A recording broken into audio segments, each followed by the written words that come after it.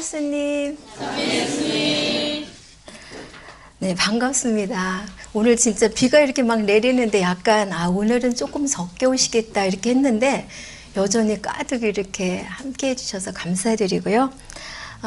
그 생각이 났어요. 항상 그렇지만 시작이 있으면 마침이 있구나 이렇게. 그래서 오늘 마침 강의를 오늘도 성령님 인도 안에서 우리가 함께 이 여정을 걸어 봤으면 좋겠습니다. 오늘은 시작 기도는 인도의 시성. 그럼 떠오르는 분 계세요? 타골이죠. 예, 이 타골의 기탄잘리라고요. 기탄잘리 의미는 신께 바치는 기도 이런 의미입니다. 이 기탄잘리로 타골은 노벨 문학상을 탑니다.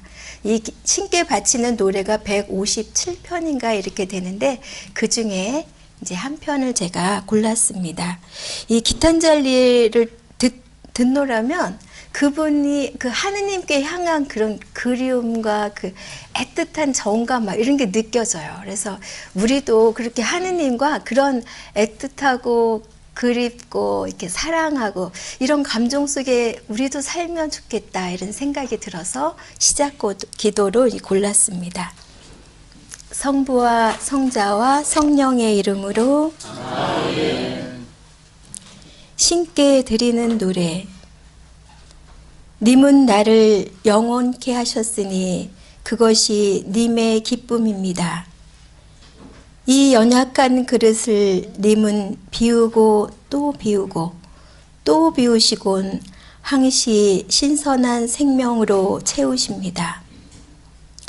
세월이 가도 님은 여전히 부어주시니 제 마음은 은총으로 넘쳐 흐릅니다.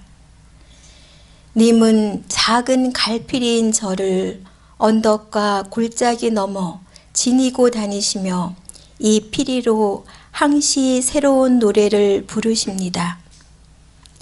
당신 손길의 끝없는 토닥거림에 내 어린 가슴은 형용키 어려운 기쁨에 젖어듭니다. 님의 무한한 선물을 저는 이 작은 두 손으로 받을 수밖에 없습니다. 저는 님이 저의 노래를 즐기심을 압니다. 님의 얼굴을 우러러 배울 땐 절로 눈물이 두 눈에 솟습니다. 활짝 편 내 노래의 날개 끝으로 나는 감히 닿을 수 없는 당신 발에 닿습니다. 노래하는 기쁨에 취해 나는 나 자신을 잊고 주이신 님을 벗이라 부릅니다. 영광이 성부와 성자와 성령께 성부와 성자와 성령의 이름으로 이 시 너무 멋지죠? 네, 님이 나를 영원케 하셨으니 이것이 님의 기쁨입니다. 잠시 살다 쓰러져갈 그런 존재가 아니라는 자각이죠. 그리고 하느님이 님이 갈피리, 정말 갈피리 아시죠? 갈대 그걸로 만든 그런 정말 연약하고 보잘것없는 나를 늘 지니고 다니시면서 이 갈피리로 늘 새로운 노래를 하십니다. 그리고 님이 나는 가수로서만 님 앞에 섭니다. 이 말은 가수 노래 잘하죠. 내가 노래를 잘하고 못하고가 아니라 날 사랑하는 그분은 내 노래가 최고인 거예요. 그래서 난 항상 당신 앞에 가수로서만 이렇게 섭니다. 그리고 노래하는 기쁨에 취해서 나는 나를 잊고 주이신 님을 벗이라 부릅니다. 저는 이 기탄잘리를 이렇게 보면서 이분이 가지고 있는 그 하느님에 대한 그 친근함, 제가 맨날 친하십니까 이렇게 했는데 그 깊이가 이렇게 전해지면서 남자분이시거든요. 그렇죠? 타골은. 이 남성들이 가지고 있는 감성으로 이렇게 표현하는 거에 저는 깜짝 놀랐습니다. 남성들이 이런 면들이 있구나. 유명한 시인들이 남성이 많지만 어쨌든 이분의 글들을 보면서 정말 이렇게 이러고 우리가 다 이러면 참 좋겠다. 행복하겠죠. 그리고 이제 제가 지난번 강의를 이제 저도 좀 들었거든요. 듣다가 깜짝 놀랐어요. 제가 그 루르드 성모님에 대해서 이렇게 소개를 하면서 루르드 성모님이 하얀 차크라와 하얀 드레스를 입으시고 파란 띠를 띠셨다고 그랬잖아요. 그리고 제가 한 말이, 여러분들은 다 알았는데 저만 몰랐나 봐요. 손에 묵주기도를 들고 있었다고. 맞나요? 묵주를 들고 있었죠. 묵주기도를 들고 있는 게 아니죠. 어머, 그 얘기를 두 번이나 묵주기도를 들고 있다 그래서 뭐 어이구 이런 그 생각이 났고, 그 다음에 입맛 갈랐다 콩샘 시오는 말씀을 드렸죠. 근데 그게 무슨 뜻인지 얘기를 안 했어요. 무슨 뜻이죠? 원죄 없이 잉태되시니. 이 성모님이 사실은 이 교리는 아주 오랫동안 이렇게 교회 안에 있었지만 교회가 공식적으로 발표한 게 1854년입니다. 그런데 이제 그것이 그 루르드에서 1858년에 성모님께서 이것이 신학적으로 맞다는 것을 증명을 하신 거예요. 벨라데타 성녀에게. 네, 이 부분을 조금 정리를 하고 싶었고요. 사실은 성모님은 오늘이 사도의 기쁨인데 사도 중에 최고의 사도시죠. 예, 가장 가까이 주님을 보았고 그 다음에 섬겼고 네, 체험했고 그분에 대한 많은 이야기를 사도들에게 전해준 분이시죠. 예, 일단 이렇게 좀 보고요. 오늘 주제는 아까 말씀하신 대로 사도들의 기쁨입니다. 먼저 사도라고 하는 걸 조금 정리해 보면, 사도는 옛날에 파견한 사람이에요. 그 파견을 할 때는 모든 권한과 그 위임장을 가지고 파견을 합니다. 그러니까 이분들은 예수님으로부터 세상에 파견된 분들이죠. 그래서 그 사도라고 하는 말을 할 때 맨 처음에 12사도를 사도라고 얘기를 했어요. 그분이 예수님하고 같이 살 때는 사도라고 하지 않고 제자라고 했죠. 그리고 이제 나중에 예수님 사후에 이분들이 사도라는 표현을 하는데 12사도만 사도라고 얘기를 했는데 거기에 한 분이 더 들어가요. 아시나요? 바오로 사도예요. 예, 이 바오로 사도는 사실 예수님하고 함께 안 살았어요. 그럼에도 불구하고 교회가 이분을 사도로 인정을 합니다. 그 근거는 뭐냐면 다마스커스 사건이에요. 거기서 예수님이 부활한 주님을 체험을 하잖아요. 바오로 사도가. 이 부분은 제가 뒤에서 한 번 더 정리를 하겠습니다. 그래서 이렇게 사도들이라고 하는데 이제 현대 다시 평신도 교령으로 오면 그분들만 사도가 아니라 그 사도들의 후계자 교황님, 주교님, 또 그 주교님이 또 파견한 성직자들, 이거 다 사도들이에요. 그리고 더 나아가서 평신도 교령에 있는 것처럼 모든 평신도들, 모든 신자들이 사실은 하느님으로부터 파견돼서 사도라고 보는 거예요. 이 범위가 이렇게 많이 확대가 됩니다. 이제 사도들의 기쁨 이렇게 얘기를 했는데 사도들의 기쁨이 뭐였을까? 이렇게 짧게 어디서 정리한 것도 있는데요. 일단 사도들의 기쁨은 예수님에 대한 체험이 아니었을까요? 예수님과 함께 살면서 예수님으로부터 뭔가 배우고 뭔가 느끼고 체험한 이거 가장 큰 기쁨의 부분이라고 볼 수가 있고요. 그렇게 그 예수님을 체험하면서 얻게 되는 이득이 뭐냐면 체험을 하면 사람이 머리로 내가 생각한 거하고는 다르게 몸으로 닮아갑니다. 이게 체험했을 때 오는 가장 큰 이득이죠. 자기 모습 안에서 주님을 본다? 이건 최고의 그 기쁨이겠죠. 예, 그리고 이 사도들은 또 하나 그 사도라고 할 때 파견된 사람은 메시지가 있습니다. 메시지를 갖고 가는 거예요. 그렇죠? 파견된 뭐 전할 게 있어야 되잖아요. 그 메시지가 이 사도들에게 기쁨입니다. 우리가 어떤 걸 소식을 전하러 갈 때 슬픈 소식 전하러 가면 슬프지 않으신가요? 그렇죠?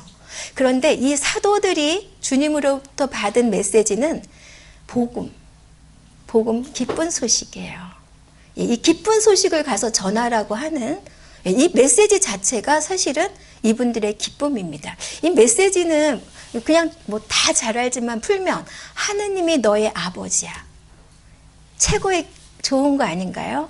그리고 그 하느님으로부터 예수님은 하느님으로부터 파견된 또 사도였어요. 우리에게 하느님을 보여주는, 예수님이 와서 세상에 와서 하신 건 하느님이 누군지를 보여주려고 애를 쓰셨어요. 하늘나라가 무언지를 알려주려고요. 그래서 근데 그분이 우리가 지은 모든 죄를 지고 돌아가셨죠. 이거 복음입니다. 그래서 우리는 구원된 사람들이에요. 여러분들은 구원된, 무덤이 없는 사람들이라는 표현을 해요. 우리는 물론 죽으면 이렇게 세상에 있는 무덤을 갖겠지만 영적으로 말할 때 죽지 않는 사람들입니다. 그거 굉장한 메시지예요. 네. 이런 메시지 또 이제 거기서뿐 아니라 성령님이 보내주신 성령님이 너희를 돌본다, 위로자, 보호자, 이거 다 메시지입니다. 하느님이 너를 사랑하고 있고 너가 눈을 아침에 뜨기보다 하느님의 섭리가 먼저 앞서고, 이거 다 복음입니다. 그리고 서로 사랑하라. 서로 사랑하면서 기쁘죠. 이 메시지를 갖고 가서 전하라고 하는 이 메시지, 이 복음이 바로 사도들의 기쁨입니다. 기쁜 소식이잖아요. 그리고 또 보면 그분이 준 가족들 아시죠? 가족들. 사람들이 제일 고통스러운 건요, 외로움이에요. 밥이 없어서가 아니라 외로움입니다. 근데 이 땅에 우리에게 가족을 주었어요. 우리가 그런 자각들이 우리 안에 일어난다면 우리가 행복해집니다.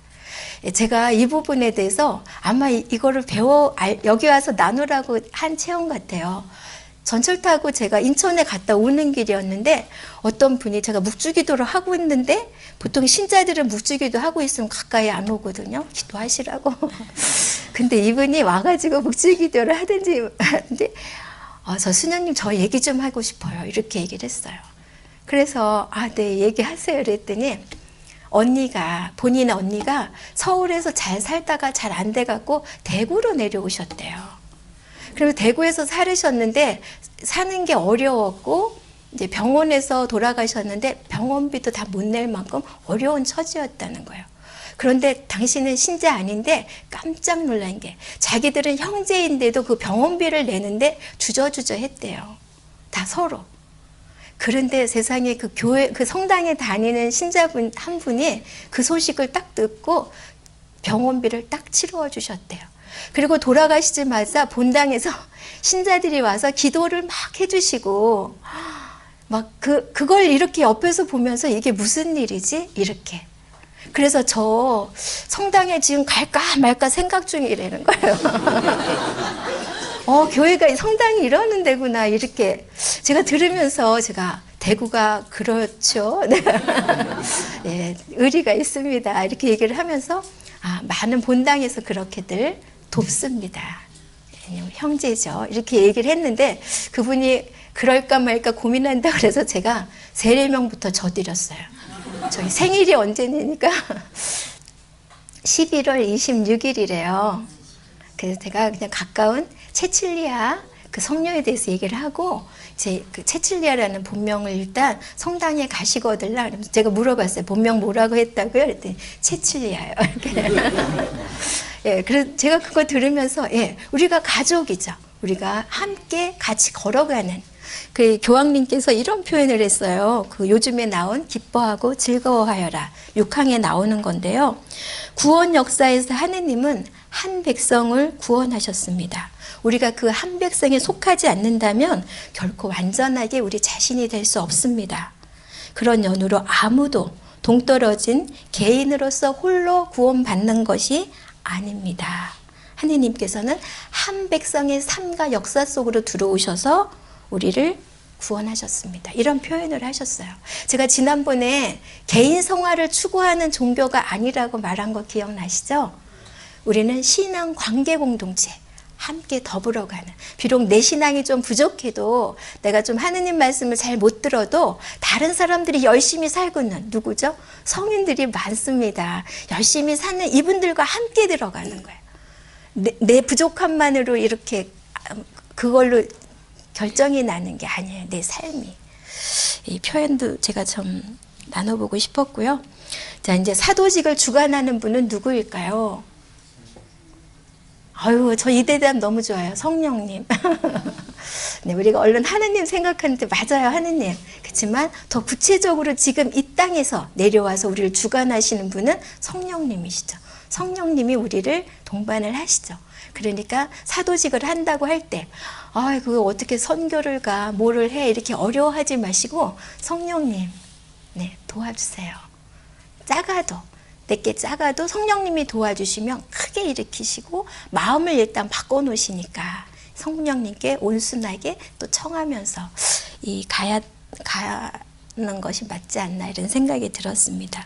그리고 이제 기쁨에 대해서 사도들의 기쁨 이렇게 얘기를 했는데 이 기쁨에 대해서 이 교황님께서 말해놓은 잘 정리해놓은 글을 또 딱 이렇게 발견했어요.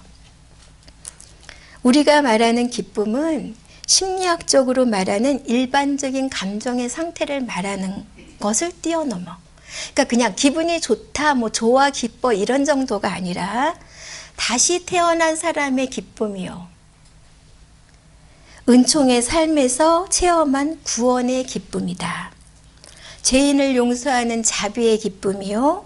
그리스도 말씀을 대하며 만나는 광명의 기쁨이고 부활한 체험에서 오는 평화의 기쁨이다. 이렇게 얘기를 하셨어요. 이 기쁨의 질이 그저 그냥 좋아 이런 게 아니라 굉장히 다른 차원에서 질롭게 이렇게 딱 표현을 하셨어요. 이 사도들의 그런 기쁨을 이런 것이구나 제가 또 더 보게 됐고요. 저는 이 사도들의 기쁨을 이렇게 하면서 이런 사도들 우리 일상을 드러나는 이런 것들을 좀 다뤄볼까 했는데 또 다른 게 딱 들어왔어요. 저는 제가 이제 고등학생 때 세례를 받았지만 40년 넘게 살면서 12사도가 어떻게 살다가 돌아가셨는지를 들어본 적이 없어요. 여러분들은 들어보셨나요? 그냥 다 순교하셨지 이렇게만 들었지 별로 들어본 적이 없는데 나는 이거를 한번 같이 나눠보고 싶다. 주님을 직접 체험했던 그 12사도가 체험한 그리고 살다간 그거를 한번 보고 싶다. 사도들의 기쁨이니까 이걸 다뤄도 참 좋겠다. 이런 생각이 들었습니다. 그래서 또 찾으니까 자료들이 또 나왔어요. 근데 이제 교회는 이제 이 교회는 천주교회죠. 성경만 믿지 않습니다. 플러스 성전. 맞아요. 성전. 이 전승이라고 하는 성전을 같이 믿습니다. 성경으로 쓰여진 것. 예를 들어서 제가 오늘 아침 서울에서 여기로 오는데 내가 KTX를 타고 서울에서 대구 왔다. 이렇게 한 줄밖에 쓸 게 없잖아요. 근데 제가 여기까지 오는 동안 많은 경험을 했거든요. 제 옆에 있는 젊은이가 저한테 완전히 이렇게 되고 이거 어떡하지 막 그러면서 제가 약간 이렇게 하면서 이렇게 왔는데 그런 여러 가지 체험이 사실은 교회 안에 성전이라는 게 그런 겁니다. 성경에 쓰여지지 않았지만 교회 안에는 많은 보물이 있습니다. 우리는 그것까지 믿습니다. 이 사도들의 삶도 그분들이 떠나가시고 나서 그걸 그 성이시도로 성인이시죠. 그런 분들이 찾아서 다 정리를 해놓은 것들이 있습니다. 상당히 많이 이렇게 정리를 했는데 여기서 그런 걸 다 다룰 수는 없고요. 아주 간략하게나마 제가 조금 보도록 하겠습니다. 이 성인들이 나오는 순서는 교회 안에서 중요도 순서예요. 자, 그러면 맨 처음에 베드로 사도. 잘 아시죠? 베드로 사도는 예수님하고 있을 때 구중도 많이 듣고 칭찬도 많이 듣고 뭐 예수님도 배반하고 막 이렇게 여러 가지 체험을 했지만 그러면서 이렇게 다듬어져서 초석이 되는데 예수님 돌아가시고 부활 승천하신 다음에 교회의 수장이 됩니다. 그 성령 강림 때 너무 무서워 떨다가 성령님을 받으시고 밖에 나가서 예수님이 부활하셨고 우리는 구원받았고 이 얘기를 막 외치면서 3,000명이 변화됐다. 이거 성경에 있는 대목이에요.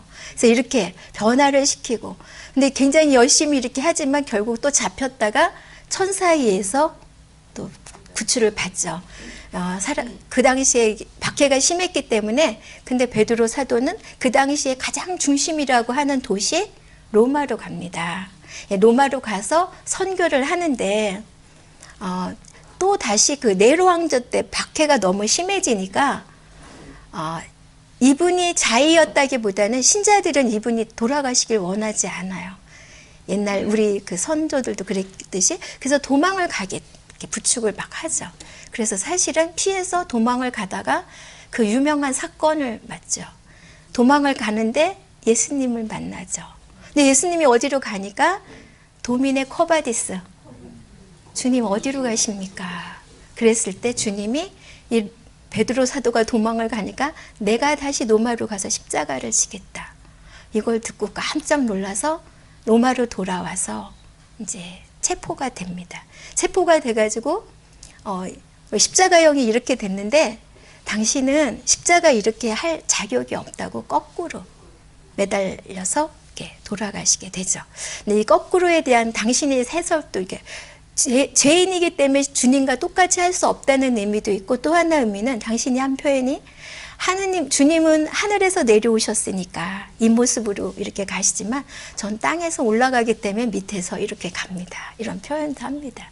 그래서 결국 이제 그렇게 십자가형에 돌아가셨어요. 두 번째, 누가 올라올 것 같죠? 요한 사도입니다. 네, 요한 사도가, 네, 요한 사도는 주님의 사랑받는 제자 이런 표현을 합니다. 근데 제가 언젠가 그런 수업을 들을 때 그분이 그랬어요. 본인이 한 말이에요. 이랬어요. 요한복음에 나오는 말이에요. 근데 저는 이 말이 너무 좋아요. 내가 하느님께 사랑받는다는 자각, 이 확신. 아니, 너무 멋있다. 항상 그렇게 얘기를 해서 주님의 사랑받는 제자 이렇게.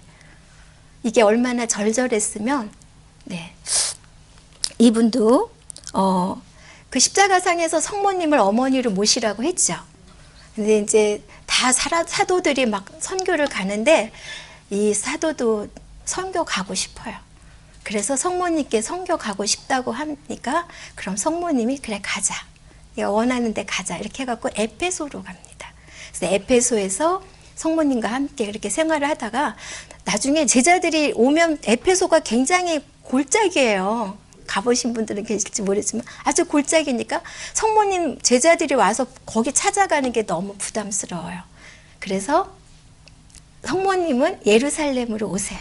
오시고 이제 거기서 전교를 하시고 성모님이 나중에 예루살렘에서 돌아가시죠. 그리고 이제 거기서 요한 사도는 나중에 다시 그 도미티아누스 로마 황제 때 체포가 돼서 파티모스라고 하는 섬으로 유배를 갑니다. 그 유배를 가서 거기서 쓰인 게 묵시록이에요. 요한 묵시록을 쓰고 그 다음에 이 황제가 죽은 다음에 다시 이제 그 에페소로 다시 가서 에페소와 소아시아 이런 곳에 전교를 하면서 유일하게 끝까지 살은 분이에요. 참수되거나 이렇게 사형을 받지 않으시고. 예, 세 번째, 대야고보. 대야고보는 성경에 보면 예수님이 베드로와 야고보와 요한을 데리고 이렇게 자꾸 움직이시잖아요. 그 야고보예요. 요한의 형이죠. 예. 이분은 이제 교회에서 두 번째 순교를 당하셨는데 첫 번째가 스테파노고요. 이분이 성령 강림 후에 유대와 사마리아에서 선교를 하다가 이분은 아주 멀리까지 복음을 전하고 싶어요. 그래서 이분이 그때 북쪽으로 끝이라고 하는 스페인까지 갑니다. 여러분들 산티아고라는 얘기 많이 들으시죠? 이게 산티아고가 이 성 야고보의 길이에요. 이분이 이 예루살렘에서 소아시아를 거쳐서 그리스로 해서 유럽 그쪽 스페인 끝까지 가는 거예요. 13,000리. 굉장히 긴 거리입니다. 근데 거기 가가지고 선교를 하고 선교를 하다가 중간에 잠깐 예루살렘에 들어왔을 때 체포가 돼요. 그래서 이제 여기서 참수형을 당합니다. 근데 이게 44년이에요. 성경에서 보면 마치 또 며칠 후에 그렇게 된 것 같이 보여요.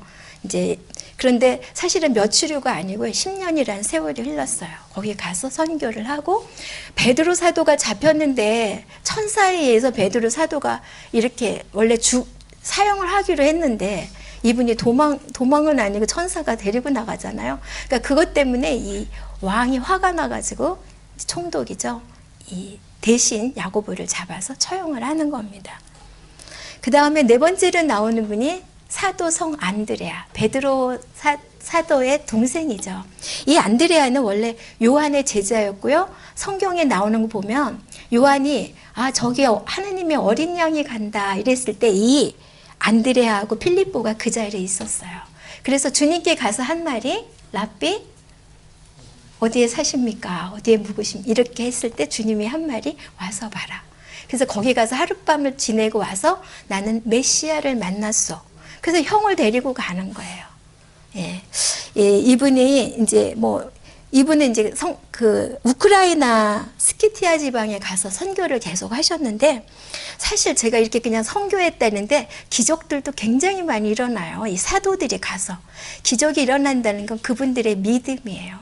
그래서 그런 기적들이 일어나면서 사람들을 고치고 가난한 이를 돕고 아주 열심히 사시는데, 또 나중에 그 당시는 그런 순교 상황이니까 체포가 됐어요. 근데 이분이 그분이 그 총독이 말을 한 게, 예수는 그냥 죽임을 당한 거야 이렇게 얘기를 할 때, 이분이 그 총독 앞에서 그냥 죽임을 당한 게 아닙니다. 죽음을 받아들인 겁니다. 이미 주님은 당신이 죽을 걸 너무 잘 알아서 우리에게 미리 많이 말씀하셨고, 그리고 마지막 순간에 우리를 위해서 목숨을 내놓은 것입니다. 이런 표현을 합니다. 그런 것뿐 아니라 순환의 신비에 대한 그런 걸 쓴 걸 이렇게 보면 제가 묵상이죠. 그 예수님이 그 옛날에 우리가 그런 죽음이 온 것은 하와가 이 나무에서 이거 열매를 땄다 이거잖아요. 그런 것처럼 예수님이 십자가의 죽음으로써 그 나무와 나무를 보석한 거라는 표현을 하세요. 그리고 사과라고 하는 게 굉장히 달잖아요. 그 단 걸 따가서 먹었지만 그거에 대한 보석으로 주님은 그 십자가상에서 쓰디쓴 그 체험을 그런 표현을 하시고, 이 손으로 땄던 이 손을 그 금단의 손이라고 하는데요. 예수님이 십자가에 못 박혀서 이 보석을 이렇게 했다는 그걸 그 총독 앞에 이야기를 합니다. 그리고 십자가형에 이분이 바치는데, 이 안드레아 십자가는 이렇게 십자가가 아니라 이렇게 X자 십자가야. 양손과 양발이 십자가에 이렇게 그거에 묻혔는데 바로 돌아가시지 않고요. 이틀 동안 거기 있었는데 그동안 계속해서 복음을 선포하셨어요. 그리고 하느님께도 가장 사랑하는 아버지 하느님, 저에게 이 육체를 더 이상 권하지 마십시오.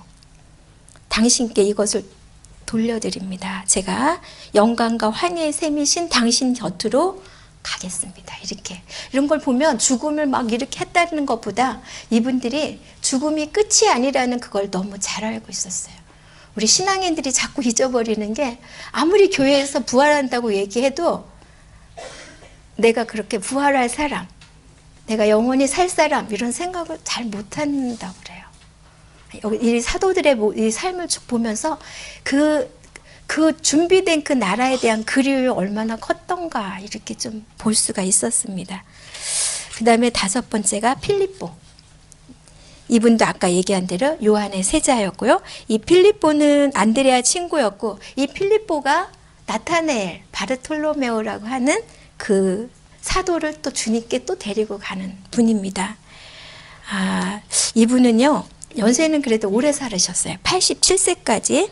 이분은 스티키아 지방과 프리기아에서 선교를 계속 하셨는데, 87세 도미티아누스 황제 시대에 그 그러니까 T자형으로 이렇게 십자가형을 받게 되는데, T자형 십자가 보셨죠? 이 T자형은 어떻게 하는 거냐면요, 이 손으로 나무를 이렇게 잡는 거예요. 아시겠죠? 이렇게 잡아서 이렇게 묶이는 거예요. 양쪽 팔이. 내 몸이 위에 있죠. 고통스러운데 이렇게 잡혀서 돌로 맞아 돌아가셨어요. 네, 그렇게 돌아가셨고요. 예, 그리고 이제 6번째는 토마 사도. 아시죠? 그 주님이 부활했을 때 그 자리에 없었고, 나는 못 믿겠다고 내 손가락을 넣어보고 그랬을 때 나중에 주님을 체험하고 나의 주님, 나의 하느님 이렇게 고백을 했는데, 이분은 굉장히 의리도 있고 충실하고 아주 용감했던 분이라 그래요. 그리고 말씀도 되게 잘하셔서 이분은 이제 돌아가시고 나서 인도에 가서 선교를 하셨는데, 진짜 많은 병자를 고치시고, 이분이 설교로 한 자리에서 9,000명이 세례를 받으셨다고. 그리고 이분이 그 하느님 말씀에 대한 비유를 한 게 너무 좋아서, 우리 하느님 말씀은 우리의 정신의 눈을 비추는 안약이고 육체의 욕망을 정화하는 탄약이며 죄를 낫게 하는 고약이고 하느님의 사랑을 먹게 하는 명약이다. 이런 표현을 했어요. 말씀이 너무 멋지죠? 예, 굉장히 이렇게 잘 하셨고, 어떻게 이분은 이제 우상을 섬기던 그 제관들을 만나서 그 우상을 이렇게 무너뜨려요. 기도를 통해서. 이 제관들이 그 앞에서 무릎을 꿇어야지 맞지만 화가 나가지고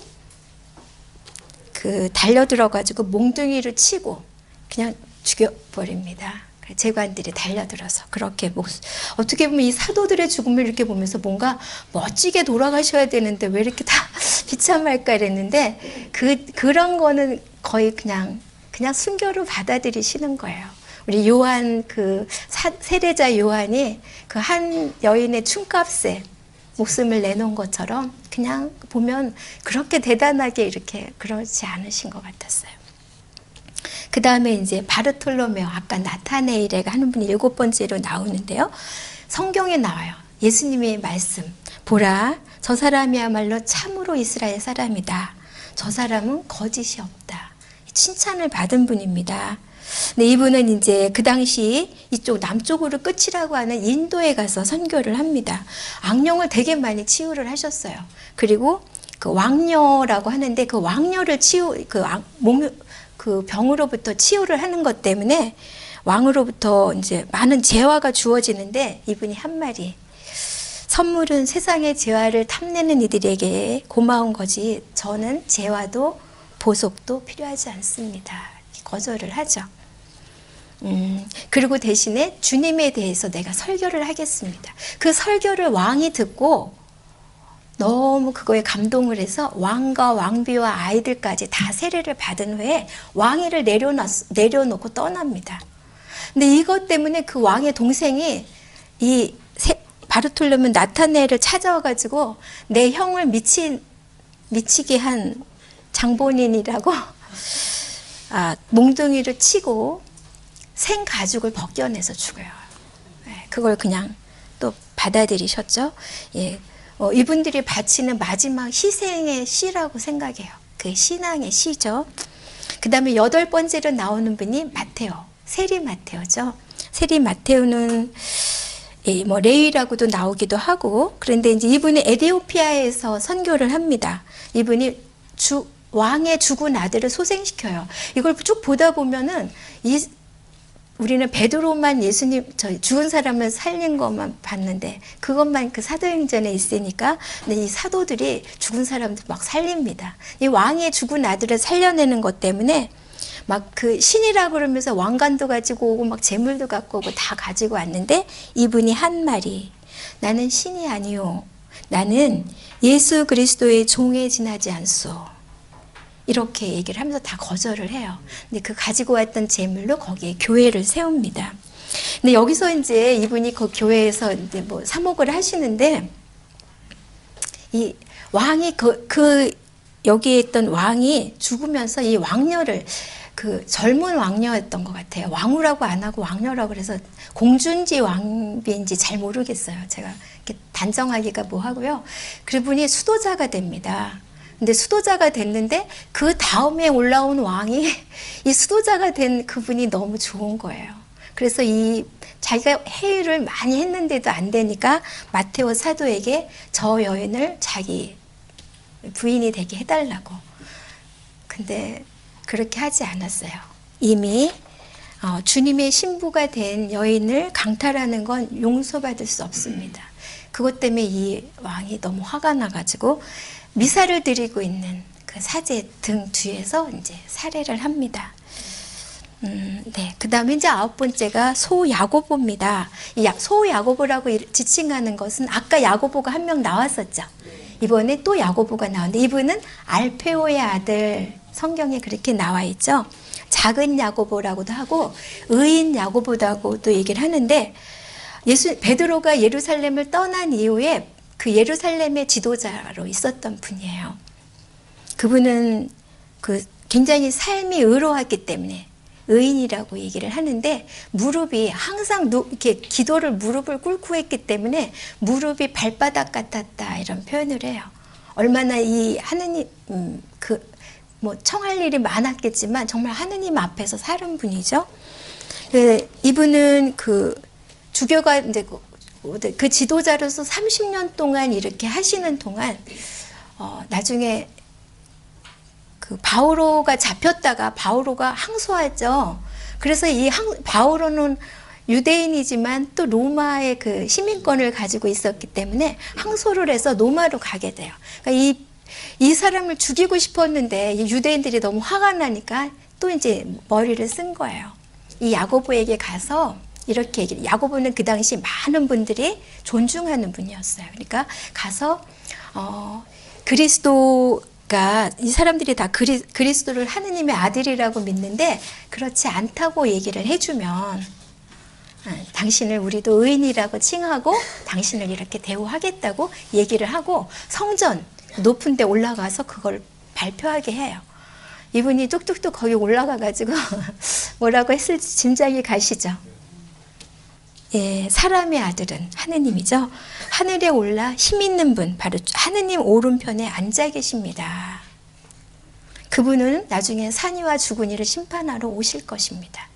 사실 스테파노가 했던 말이기도 했는데요. 똑같이 그 말을 선포를 하고, 그러니까 이 사람들이 너무 화가 나니까 그 높은 데서 밀어 떨어뜨려요. 성전 꼭대기 2층에서. 근데 거기서 떨어뜨렸지만 다치지가 하나도 않았어요. 그러니까 이제는 망치로 머리를 쳐서 네로 황제 시대인데요. 57년에 또 사망을 합니다. 자, 이제 10번째. 열혈당원 시몬. 베드로도 시몬이죠. 10번째, 이 열혈당원이라고 하는 시몬은 이분은 이제 그분이 나중에 선교를 소아시아로 갔고요. 거기뿐 아니라 아프리카에도 가고, 북아프리카죠. 북아프리카는 이 유럽하고 이렇게 붙어 있잖아요. 그리고 흑해, 바빌론 이런 데를 다 다니면서 선교를 하셨고요. 또 에집트에 가서도 선교를 하고 나중에 사도 유다와 함께, 유다가 이제 나중에 다음에 나오는데 페르시아로 가서 선교를 하다가 체포돼서 이분이 받은 형벌은 뭐냐면 몸이 두동강이 나는 형벌을 받아요. 그렇게 이제 순교를 당하십니다. 그리고 11번째 유다. 이 유다는 이제 우리가 여기서 항상 구별을 시키는 게 이스가리온 유다가 아니라고 성경에서 계속 말해요. 근데 그 당시에 거기에는 유다가 되게 많았어요. 유다라는 말이 뭐냐면 하느님은 찬양받으소서 이런 말이거든요. 그 의미가. 그러니까 얼마나 많은 유다가 있었어요. 이분도 그 유다인데 이제 그 유다 이스가리온 때문에 이제 계속. 그래서 다른 이름을 또 하나 갖죠. 타데오라고. 예. 네, 이분은 진짜 계속 배를 타고 수많은 항구를 다니면서 선교를 합니다. 그리고 그 사도 아까 얘기했던 시몬과 그 사무엘이라고 하는데 도착을 해가지고요. 그 도착을 했는데 그 우상 숭배가 굉장히 많았고 재관들 70명이 넘는 재관들이 막 우상 숭배를 했을 때 거기에 도착을 해서 근데 그때 천사가 이미 딱 이렇게 제시를 해요. 사도들에게 이 도시의 사람들을 그냥 죽게 내버려 두던가 아니면 당신들이 순교를 하든가 선택하시오. 네, 이거에 대해서 두 사도는 천주의 자비를 빕니다. 제발 이 사람들을 회개시키고 우리를 순교의 영광으로 인도해 주십시오. 이렇게 얘기를 하고 그 우상 숭배하는 그 속에 들어가 가지고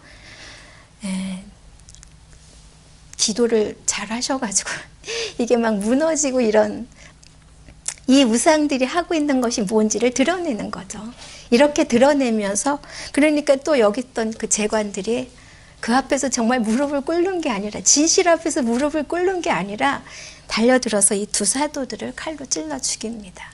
그래서 이 두 사도는 당신의 목숨을 또 순교로 바치는 거죠. 그들의 회개를 위해서. 자, 마지막으로 마티아 사도입니다. 마티아 사도는 유다 이스가리오 대신에 뽑힌 분이죠. 아주 이분에 대한 평은 그 뽑힐 때는 항상 많은 제자들이 있었지만 예수님이 세례 받으시면서 또 부활할 때까지를 다 같이 살았던 분 중에 뽑으신 거예요. 근데 이제 마티아라는 말은 히브리 말로 하느님의 선물 이런 의미를 갖고 있는데 굉장히 덕이 있고요. 총명한 분이시고 자비를 많이 베푸셨고 수덕에 힘썼다 이렇게 말하는데 아마 이 관상적인 기질이 있으셨던 것 같아요. 기도를 많이 하고 자기 자신을 이렇게 하느님 앞에서 닦는데 수독적인 부분에 이렇게 많이 마음을 쏟았다 얘기를 하는데 이분도 유대하고 에디오피아에서 선교를 하다 이분도 순교를 합니다. 제가 이 12명의 사도를 얼마나 빨리 말할 수 있나를 생각하면서 막 계속 줄였는데 좀 뭐 이렇게 다 이해를 하실지는 모르지만 그래도 다 어느 정도 좀 들으셨죠. 저는 이분들의 이런 삶을 쭉 이렇게 정리하고 보면서 그 하느님에 대한 그 체험이 너무나 커서 그 사랑이 너무나 커서 안전할 수가 없어요. 그래서 막 그 당시에 뭐 교통이 어떤 상태인지 아시죠? 걷고 걸어서 계속 가서 복음을 전하시고 결국은 이제 그 당시에 그런 새로운 종교, 신앙 종교가 들어오는 걸 바라지 않으니까 결국은 또 이 박해도 일어나니까 다 목숨을 바칩니다. 이 모습을 보면서 되게 많은 생각을 또 좀 해보게 됐고요. 그리고 또 느낀 게 죽음으로 우리 인생이 끝나지 않는다. 이걸 보면서 정말 그게 많이 느껴졌어요. 하느님이 마련해 놓은 저 세상에 대한 그런 게 어딨어. 신자인데도 저는 그 얘기를 할 때 깜짝 놀랐어요. 그런 게 어디 있긴. 그럼 왜 성당에 다니세요? 우리가 여기서도 잘 사는 건 맞지만 하느님께서 우리를 위해서 마련해 놓았다는 것을 믿으셔야죠. 이 사도들이 그거에 대한 믿음이 굉장히 강합니다. 그리고 이제 아까 말씀드린 바오로 사도에 대해서 또 말씀을 드리겠습니다. 성경에 이 바오로 사도는 사도행전에 이분의 체험이 3번이나 나와요. 아시죠? 9장, 22장, 26장 이렇게 3번이나 나올 이거는 교회가 신비를 받아들였다는 거예요. 신비라고 표현을 했는데 종교는 신비를 가지고 있습니다. 이번에 교황님 교수에도 신비 없는 교리에 대해서 우려를 했어요. 신비 없는 교리. 종교는 신비를 품을 수밖에 없어요. 하느님 하시는 건데 인간이 어떻게 다 이해를 하겠어요. 그리고 하느님이 보여주는 걸 어떻게 다. 그래서 이 신비가 품어져 있는데 이 교리라든가 이런 신학이 자꾸 이런 걸 살을 다 발라내요. 인간에게서 살을 다 발라내고 뼈만 남. 그럼 인간일까요? 그래서 여기 그 바오로 사도가 그 거리 다마스커스 산상 길에서 만난 그 예수님에 대해서 교회가 수용을 하는 거죠. 바오로 사도가 잘 아시는 대로 바오로 사도는 그 당시에 굉장히 바리사이였어요. 이게 새로 온 종교가 막 확대되면서 자기네 종교가 이렇게 수축되는 걸 받아들일 수가 없어요. 그래서 이제 이 사도들, 이 신자들을 다 해하려고 증을 받아가지고 다마스커스로 가다가 거기서 주님을 만납니다. 근데 이제 거기서 만난 걸 보고 저를 따라서 한번 해주세요. 만났어요. 그런데 예수님께서 바오로 사도에게 이렇게 말해요. 사울아, 사울아, 왜 나를 박해하느냐? 여러분 한번 해보세요. 네, 이 사울아, 사울아, 왜 나를 박해하느냐? 어떻게 들리세요? 혼내는 것 같으세요? 얼른 생각하면 혼내는 것 같아요. 너 왜 나 박해? 이렇게. 그런데 그 뒤에 나오는 말을 보면 혼낸 게 아니죠. 사울아, 사울아, 너 왜 나 박해? 제가 지난번에도 어조에 대해서 한번 말씀을 드렸죠. 요즘 사람들에게는요, 이거는 이제 제가 매스컴을 했기 때문에 거기서 조금 더 이렇게 나온 부분인데, 말의 내용보다 이 어조에 더 많이 마음이 쓰이는 사람들이에요. 요즘 사람들은요. 그래서 이 어조라는 게 굉장히 중요해요. 나 너 사랑해 이렇게 얘기를 하는데 나 너 사랑해 이거 하고요. 나 너 사랑해 이거하고 다른 거잖아요. 같은 단어인데 다른 거예요. 성경을 읽을 때도 다르게 보셔야 된다는 거예요. 사울아 사울아 왜 너 나 박해? 뒤에 나오는 게 주님 당신은 누구십니까? 이렇게 나와요. 만약 혼을 치면서 너 나 왜 박해 이랬다면 바로 주님 주님이 누구십니까? 이렇게 묻지 않아요. 그래서 나는 네가 박해하는 예수다. 이렇게 얘기를 하죠. 근데 여기서도 큰 신학이 나와요. 바오로 사도는 이 체험에 대해서 굉장히 많이 묵상을 하셨어요. 바오로 사도가 박해를 한 건 예수님이 아니죠. 그 크리스찬들이에요. 그런데 예수님이 너 왜 나를 박해하느냐 이렇게 해요. 거기서 나온 신학이 그리스도와 크리스찬이 하나라고 하는 거예요. 굉장히 큰 신학입니다. 그리스도와 우리가 하나예요. 하나야. 그리고 여기서 이제 다마스커스로 들어가거라.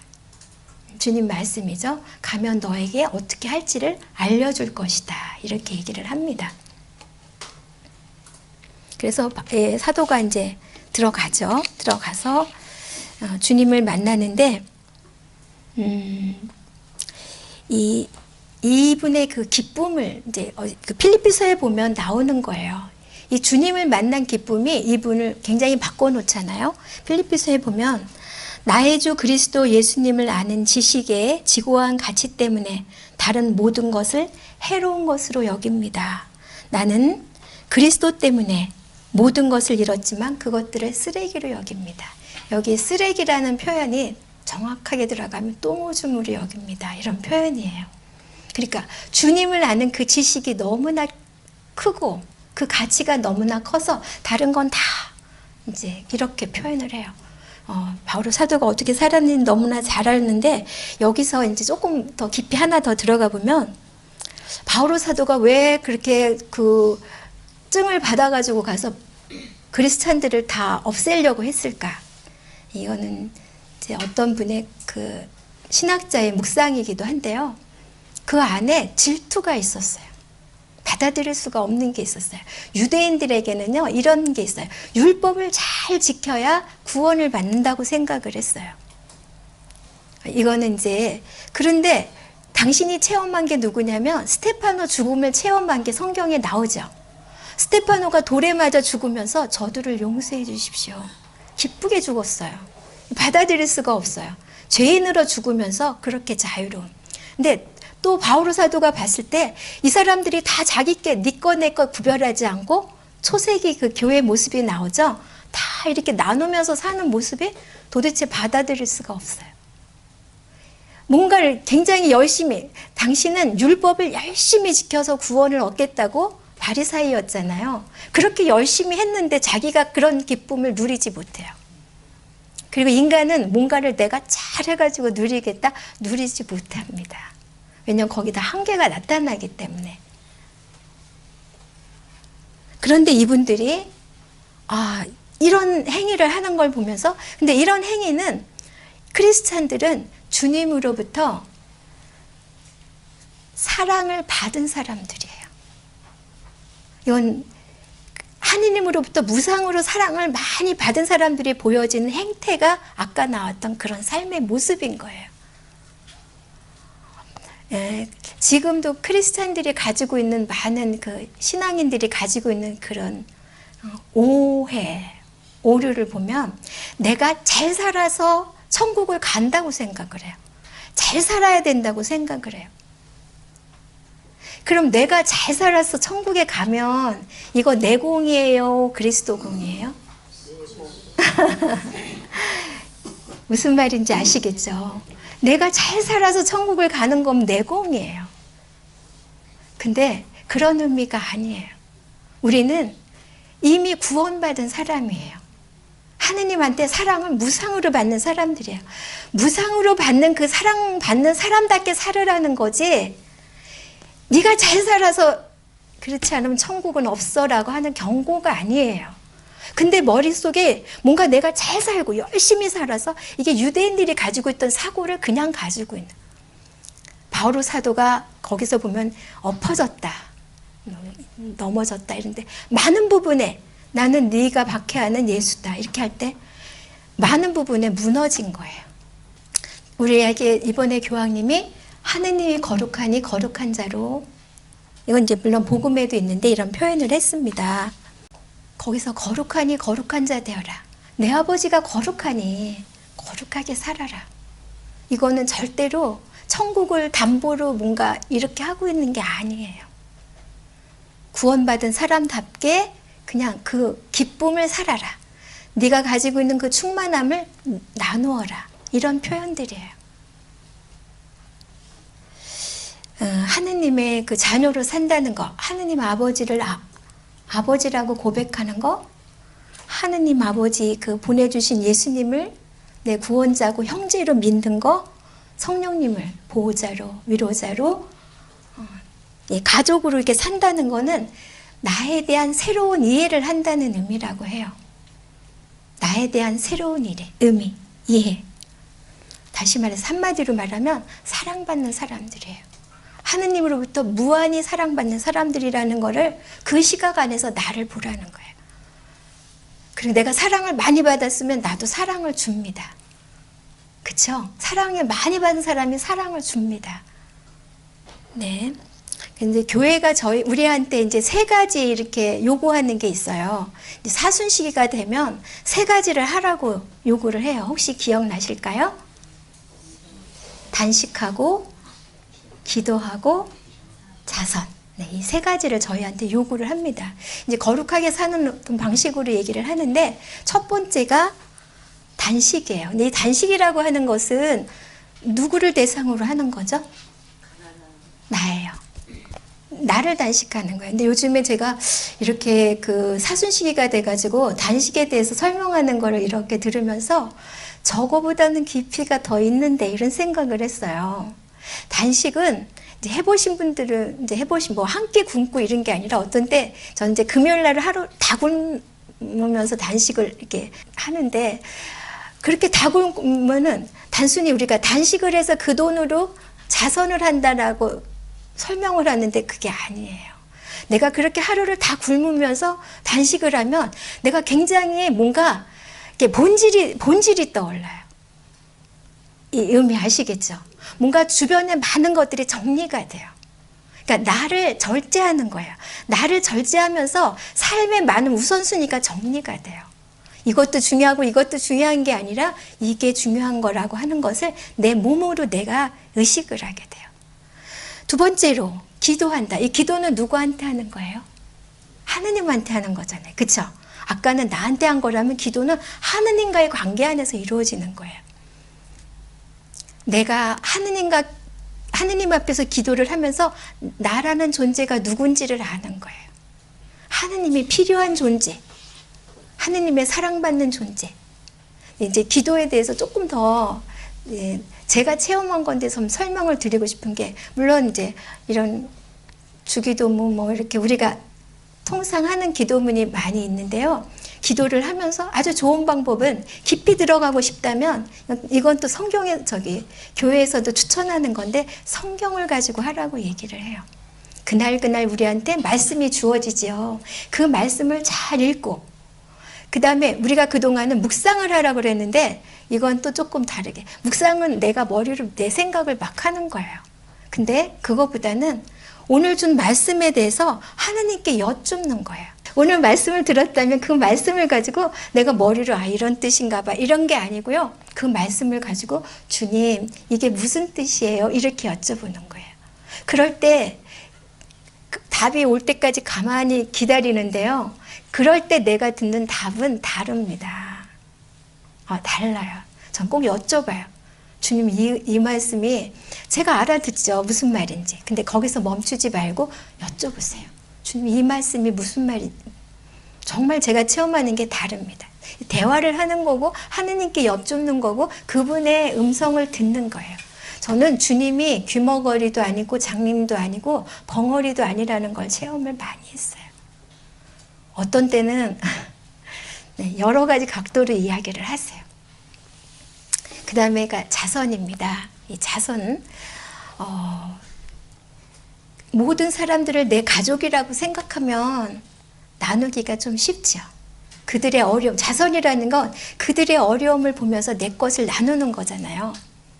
그러기 위해서 우리는 자선 그러면 돈을 생각하지만 돈이 있으면 돈을 나누지만 아니라면 이 사람이 필요한 게 뭔지 정서적으로 힘겨운 건지 뭐 여러 가지 우리가 도와줄 것들이 있습니다. 그거에 눈을 두고 도움을 나누는 거죠.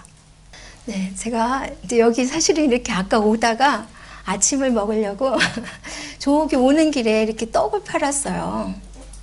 그래서 이제 그 아주머니도 팔아드리기도 하고 나도 좀 먹어야지 이러고 떡을 사가지고 이렇게 막 오는데 여기 약탕기 있는 집 거기 있죠. 거기 웬 아저씨가 서 있는데 딱 보니까 이제 배고프신 것 같아요. 그래서 내가 이 떡을 한 개만 먹고 드릴까 궁리를 하다가 아저씨가 드세요 그랬더니 너무 좋아하시는 거예요. 그래서 그러니까 작은 건데 저는 부탁을 드리고 지나가다가 많이 있지만 내가 그렇게 큰 피해를 보는 게 아니라면 나누시라고 이렇게 청하고 싶어요. 이 자선, 기도하고, 이 자선은 이웃에게 향하는 건데, 기도하고, 또, 단식하고, 어떤 때 화가 너무 나시거들랑 살다 보면 화나는 일 많으시죠? 단식하세요. 단식을 하면 그 화가 이렇게 기운이 없어가지고 화가 가라앉아요. 근데 이거 굉장히 중요한 겁니다. 영적으로 이렇게 추천하는 거예요. 화가 너무 나고 누군가가 밉고 막 이렇게 할 때 그냥 나를 굶기세요. 나를 좀 굶기면 거기서 정리가 이렇게 됩니다. 그리고 좀 그게 가벼워져요. 별게 아니에요. 정말 이 부족함에도 불구하고 이렇게 열심히 들어주시고 저 여기 이 사람들이 여기 앞에 서 있으면 여러분들이 뭘 하는지 다 보여요. 거기서 이렇게 반응을 보여주시고 함께 해주셔서 너무 감사드리고요. 네, 우리가 가지고 있는 사실 작은 믿음들인데 이런 작은 믿음들, 내 믿음만이 아니라 함께 가면서 이 믿음이 모이면 저 자신보다 더 큰 여러분들 망고씨 보셨습니까? 그렇게 큰 믿음도 되니까 이런 믿음으로 이 세상에 하느님 나라가 오시도록 그렇게 함께 마음을 쓰면서 서로 기도해주고 그렇게 함께 걸어갔으면 좋겠습니다. 성부와 성자와 성령의 이름으로 아멘. 사랑의 성령님 함께 해주셔서 감사합니다. 영광이 성부와 성자와 성령께 성부와 성자와 성령의 이름으로 아멘. 감사합니다.